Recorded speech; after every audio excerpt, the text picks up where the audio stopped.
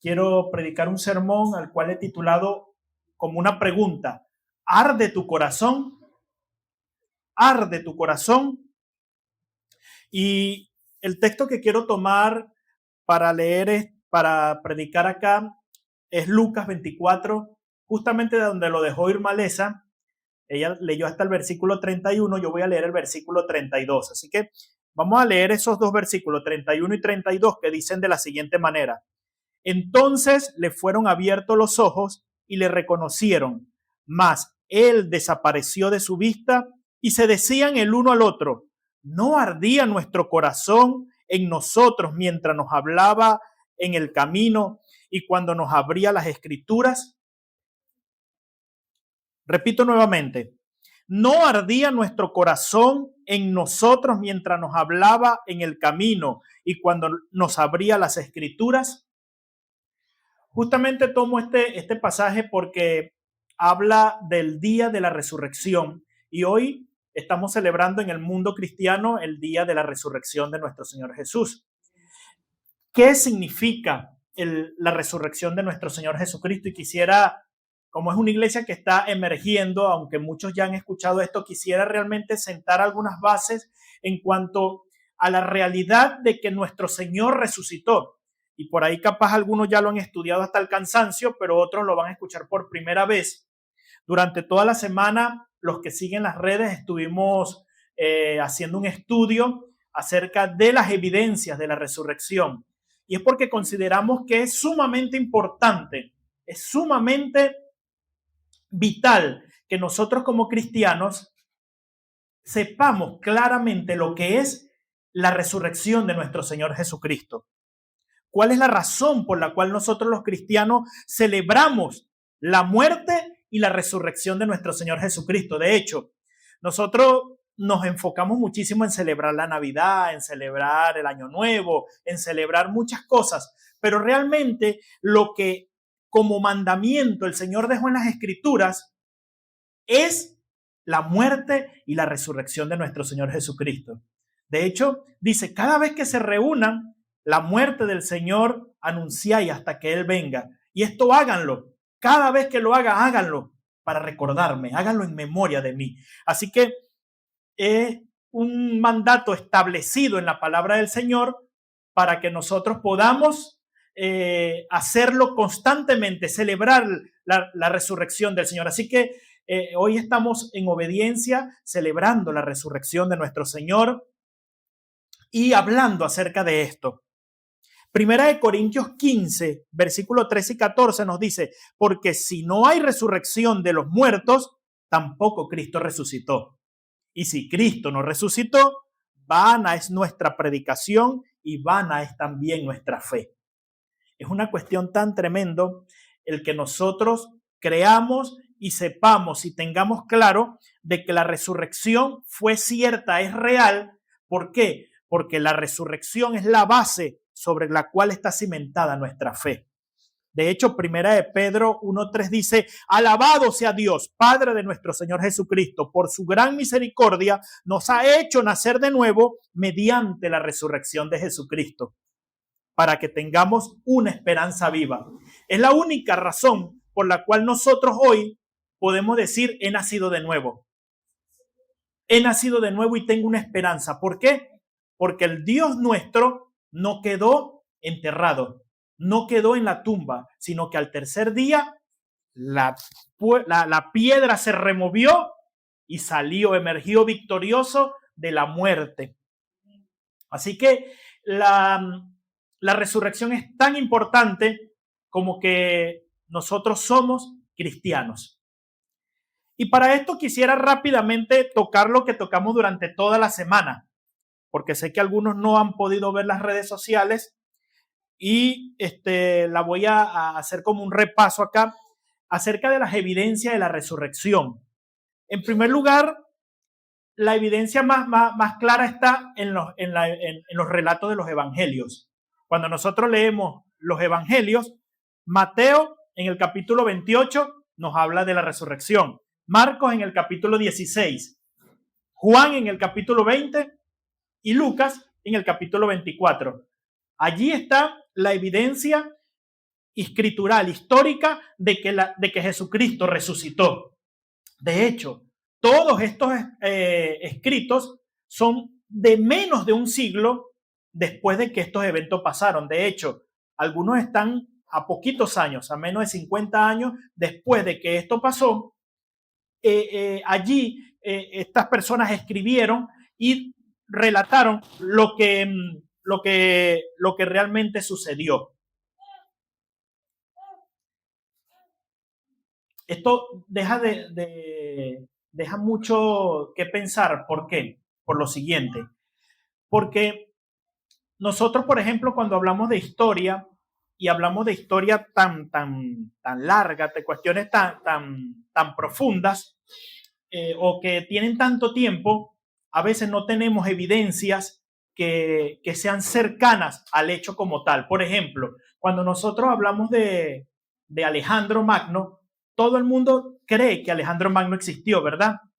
Y todo el mundo habla de Alejandro y utiliza las referencias de Alejandro y ninguno pone en duda la vida de Alejandro. Pero los relatos más cercanos a Alejandro están 500 años después de que Alejandro murió. Y esos son los relatos más fidedignos que tenemos. Unos 3 o 4 relatos acerca de Alejandro. Pero acerca de la resurrección de Cristo, tenemos relatos que no pasan ni 3 generaciones, ni 3 décadas para que ya comencemos a tener relatos acerca de la resurrección de nuestro Señor Jesucristo. Así que esto me causa muchísima admiración, porque incluso el apóstol Pablo, por ahí más o menos en el año 60, 65, por ahí escribe y dice acerca de la resurrección, porque yo recibí esto es lo que yo estoy enseñándole, porque yo lo aprendí también. Y es que el Señor Jesús resucitó y se presentó a las personas que estaban en Jerusalén en ese tiempo y lo vieron 500 personas, de los cuales algunos andan vivos entre nosotros. Así que si usted quiere, vaya y pregúntele para que usted se cerciore de que Jesús realmente resucitó. Y esto a mí me causa muchísima admiración, porque Pablo les está hablando de un hecho que estaba allí vívido, está ahí recién a la vuelta de la esquina. Vaya y pregúntele a fulanito de tal para que usted vea que él le va a contar que vio a Jesucristo resucitado. Qué maravilloso, ¿verdad? Luego está otro testimonio, otra evidencia de la resurrección, que son, porque usted me podrá decir, bueno, pero es que son los evangelios y que cualquiera se cobran y se dan los vueltos, ahí se pagan y se dan los vueltos allí. Eso cualquiera así puede demostrar. Claro, los evangelios son todos evangélicos, entre cristianos todos, ninguno va a negarlo. Pero también existen documentos fuera de la Biblia, extrabíblico, y de hecho son personas que no eran cristianos, que eran abiertamente contrarios al cristianismo, incluso algunos de ellos perseguidores del cristianismo. Por ejemplo, les voy a mencionar porque solamente lo voy a mencionar, no voy a ahondar en esto. Por ejemplo, Tácito, Josefo, Suetonio, Plinio el Joven, del cual de Plinio el Joven me llama muchísimo la atención porque él le pregunta a su tío, el emperador Trajano, y le dice, ¿cómo tengo que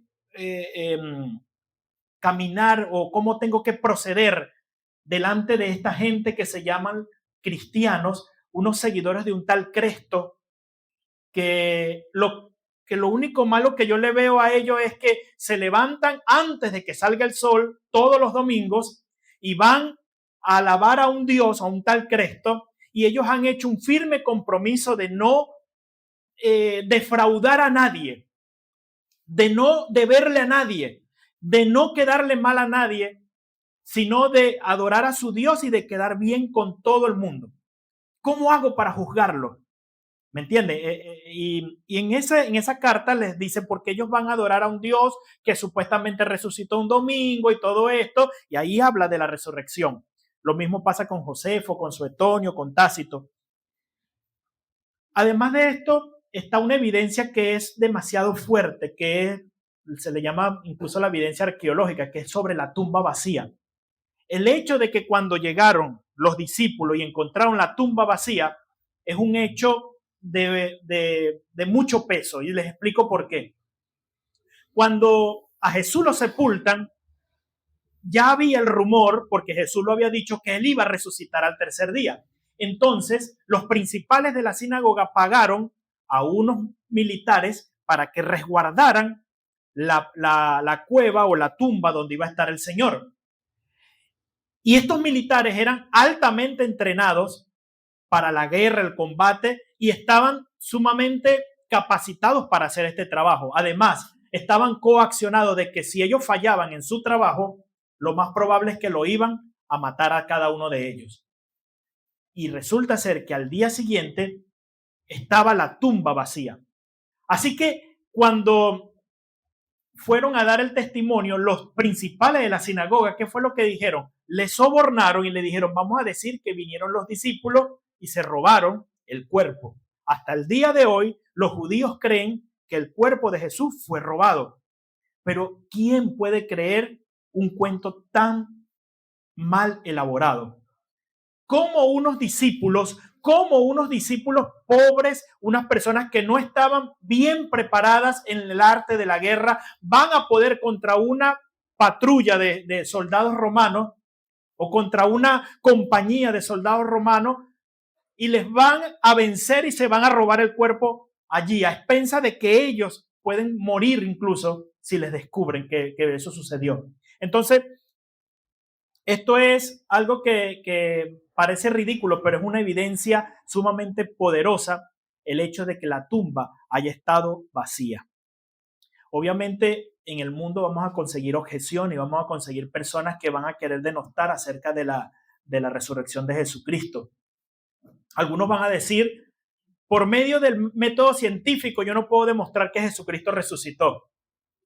Y eso es ridículo, porque si yo quisiera demostrar por el método científico que las Torres Gemelas fueron derribadas, no podría, porque yo tendría entonces que repetir ese evento un montón de veces y que todos los que estuvieron allí vuelvan a estar para que eso pueda ser demostrado científicamente. Lo que se puede demostrar es a través del método legal.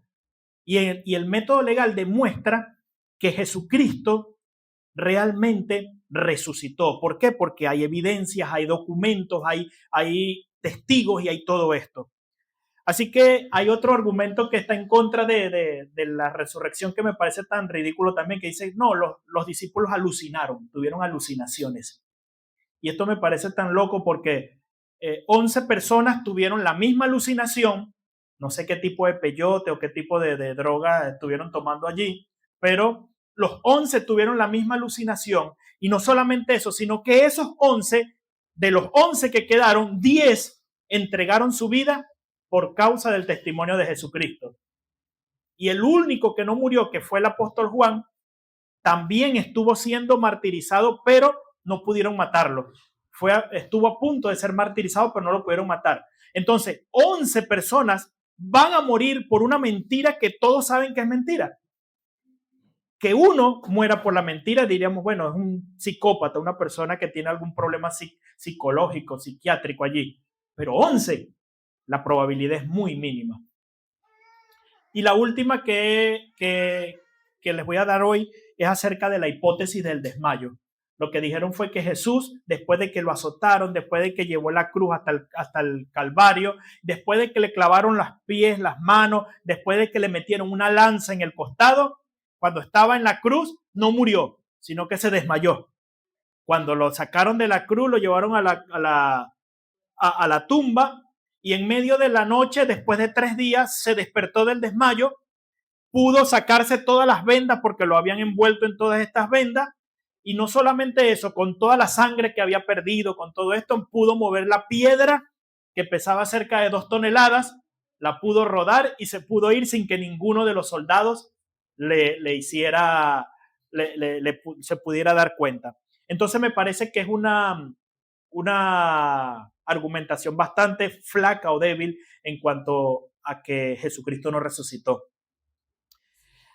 Viendo esto, quiero terminar con 3 cositas y espero que se lleven esto en el corazón, porque quisiera que hablemos acerca de las implicaciones espirituales de la resurrección de Cristo. Número 1, la resurrección de Cristo trae victoria sobre el pecado y sobre la muerte.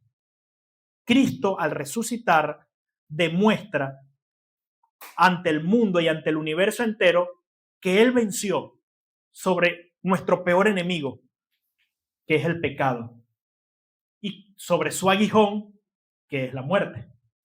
Así que Jesucristo, cuando resucita, se levanta victorioso diciendo: ya el pecado no se puede enseñorear de ti, porque ya yo lo vencí y te estoy haciendo más que vencedor.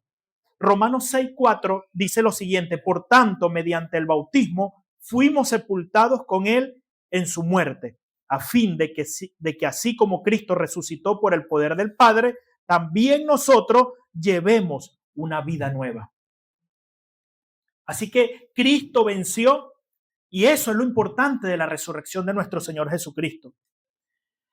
Segunda cosa que quiero que se lleven en su corazón, y acerca de la implicancia de la resurrección, es que la resurrección de Cristo garantiza nuestra vida eterna, o es una garantía de vida eterna para todos aquellos que en Él creen. Eso es seguro. Dice Pedro: alabado sea Dios, el Padre de nuestro Señor Jesucristo, que por su gran misericordia nos ha hecho nacer de nuevo mediante la resurrección de Jesucristo, para que tengamos una esperanza viva. Jesús dijo también, cuando estaba a punto de resucitar a Lázaro, en Juan 11:25, dijo: yo soy la resurrección y la vida. El que cree en mí, aunque esté muerto, vivirá. Y todo aquel que vive y cree en mí, no morirá eternamente. Ahora te pregunto, ¿crees esto? Eso lo preguntó Jesús también. Yo soy la resurrección y la vida. El que cree en mí, aunque esté muerto, vivirá. Pero ¿qué pasa con los que están vivos? Bueno, el que está vivo y cree en mí, no morirá eternamente. ¿Crees esto? Esto es algo maravilloso. ¿Por qué? Porque creer en Cristo nos garantiza a nosotros la vida eterna. Y creer que Él es la resurrección y la vida. Amén. Último punto que quiero que nos llevemos. La resurrección de Cristo es el fundamento de nuestra fe y de nuestra esperanza. La resurrección de Cristo es sobre lo cual está basada la fe cristiana. A ver, se los pongo así, y esto yo sé que lo han repetido muchísimo. Para los musulmanes, el profeta principal de los musulmanes se llama Mahoma. ¿Sí?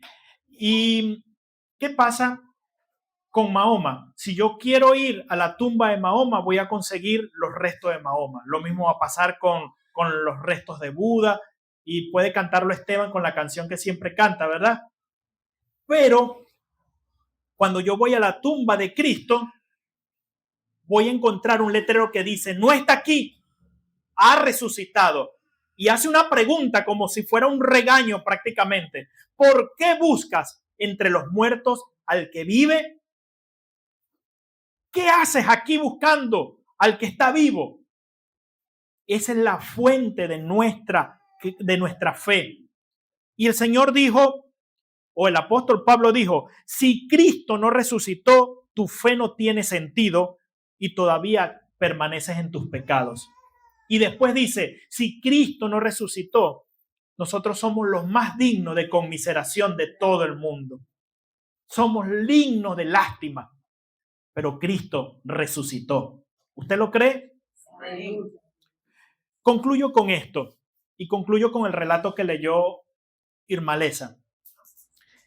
Estamos hablando de dos discípulos que anduvieron con el Señor, creyeron en el Señor, amaron al Señor, pero se dieron cuenta de que a su Señor lo mataron. Y habían pasado 3 días y no sabían nada de su Señor, más que unos rumores de que unas mujeres habían dicho que se había levantado.